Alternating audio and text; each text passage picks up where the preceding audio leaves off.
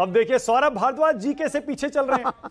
वो सौरभ भारद्वाज जो कि सबसे पॉपुलर एमएलए माने जाते थे पूरी दिल्ली के, और कुछ लोग तो ये भी कहते थे कि उस तरह की वीआईपी, उस तरह की हाई प्रोफाइल सीट जहां अमीर वर्ग, पढ़ा लिखा वर्ग, अपर मिडिल क्लास वर्ग ज्यादा रहता है, वहां पर आम आदमी पार्टी का एक मजबूत उम्मीदवार हो।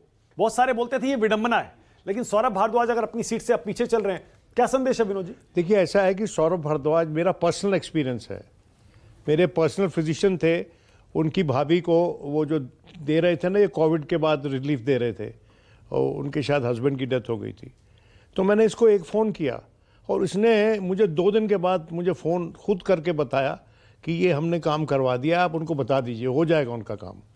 देखिए, बात यह है कि अंततोगत्वा हार और जीत का पैमाना क्या होता है।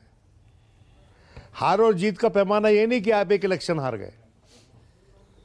हार और जीत का पैमाना यह है कि आपके हारने के बाद भी क्या वोटर आपको दूसरा चांस देगा। और भारद्वाज को मैं ये कामना नहीं कर रहा वो हारे हैं, लेकिन अगर उनको क्षति होती है उनको, तो दूसरा चांस मिलेगा उनको, और उसी कॉन्स्टिट्यूंसी से मिलेगा। बहुत पॉपुलर है वो, उसमें कोई दो राय नहीं है, और बड़े शालीन है, मतलब he is a way with people ना, जैसे कहते हैं, बहुत सहज है। हाँ। एक बात मैं जोड़ना हाँ विजय जी चाहता हूं, बोलिए। अभी चर्चा हुई कि अरविंद केजरीवाल जी को अपनी राजनीति बदलनी पड़ेगी, लेकिन मुझे लगता है ये नतीजे बता रहे हैं कि अरविंद केजरीवाल ने राजनीति बदल ली थी, इसलिए लोगों ने उनका साथ नहीं दिया। जिस वैकल्पिक राजनीति के लिए लोगों ने उनका साथ दिया था, वो उस राजनीति से दूसरे रास्ते पर चले गए। अच्छा कहा, ये अच्छी बात कही है। आई थिंक ये मुझे इसकी ज्यादा पैनी नजर है मुझसे, मेरा शायद नजर कमजोर हो रही है, लेकिन आई थिंक दैट ये बात सही है कि काफी हद तक उन्होंने राजनीति बदलने की कोशिश की।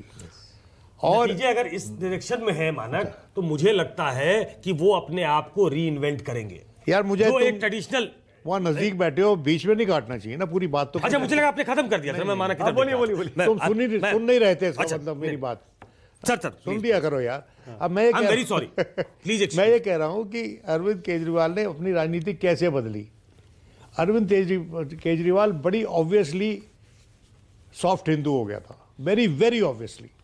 और जो दंगे हुए थे दिल्ली में, उनके बाद खासकर उसकी जो छवि बनी थी, उसकी वो कट्टर सेकुलर वाली छवि जो बनाना चाहता था, उसमें वो क्षीण हुई थी।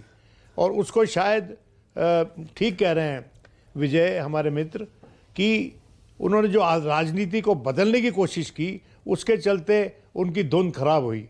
मतलब जो तर्ज उन्होंने बदली, जो साज उन्होंने बदले, उसमें वो जो उनका संगीत था वो डूब गया, वो खत्म हो गया। पर विनोद जी, कहा यह जाता है कि उन्होंने सॉफ्ट हिंदुत्व खेला, इसीलिए वो इतने बड़े बड़े बहुमत जीत कर आए।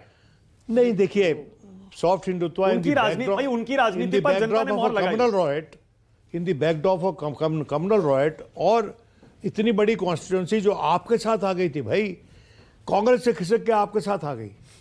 It is a huge constituency in Delhi, को छोटी कॉन्स्टिट्यूंसी थोड़ी है, माइनॉरिटीज।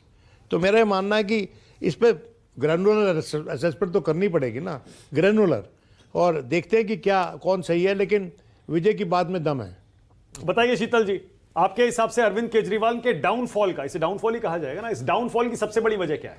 क्या आपको लगता है कि इस बार उन्होंने कुछ नया ऑफर नहीं किया? देखिए, बड़ा कॉम्प्लेक्स है ये। पिछले 5 साल अरविंद केजरीवाल को केंद्र सरकार की ओर से जो झटके लगे हैं, ये भी बात, जो उन्होंने रूल रेगुलेशन बदले, ऑर्डिनेंस वगैरह लाके सब कुछ एलजी के हाथ में कर दिया, जो उनके ऊपर मुकदमे वगैरह हुए, और उस सब से जो चीज़ें हुई वो सब मिलजुल के है, उनकी पूरी गवर्नेंस को रोक दिया गया था।